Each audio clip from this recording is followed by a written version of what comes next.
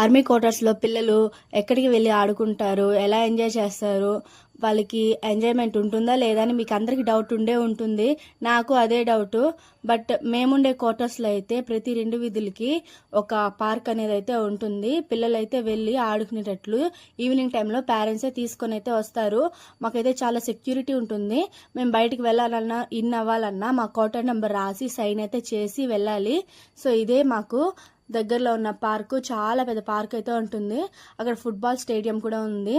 అది సరిపోదని ఆపోజిట్లో ఇంకోటి కూడా కడతాండారు. చూస్తున్నారు కదా ఎంత పెద్దదిగా ఉందో పార్క్ అయితే. చిన్నపిల్లలు అయితే బాగా ఎంజాయ్ చేస్తారు. మేమైతే కొంచెం పొద్దున్నంగానే వచ్చాము వీడియో కోసము. సో కొంచెం లేట్ అయ్యే కొద్దీ పిల్లలు అయితే వస్తారు, బాగా ఆడుకుంటారు. ఫ్యామిలీ క్వార్టర్స్ ఉన్న ఏరియా చాలా పెద్దదిగా ఉంటే మనకి 4-5 అయితే ఉంటుంది పార్కులు. అదే చిన్నదిగా ఉంటే 1-2 ఉంటుంది. ఆ ఏరియాని బట్టే ఈ పార్కులు కూడా ఉంటుంది.